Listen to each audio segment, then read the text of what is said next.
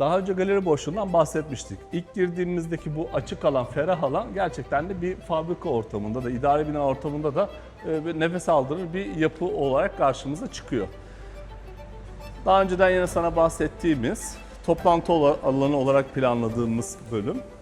Bundan sonra da yine sol tarafta müdür odalarımız, müşteri bekleme alanlarımız. Burada bu galeri boşluğunun altında yine bu fabrikada neler yaptığımızı çok daha keyifli anlatmaya yarayacak. Yani HPA teknolojinin ürettiği pneumatik ve hidrolik malzemelerin burada bir kısmının sergilendiği galeri alanımız olacak. Bu tarafta da asansör ve asansörün yanında da özellikle gelen müşterilerimizi, yabancı müşterilerimizi, çünkü çok ciddi bir ihracat söz konusu burada. Yabancı müşterilerimizi karşılamak adına da burada bir ekranımız olacak. Onlara da bir hoş geldini ekranımızda da paylaşıyor olacağız.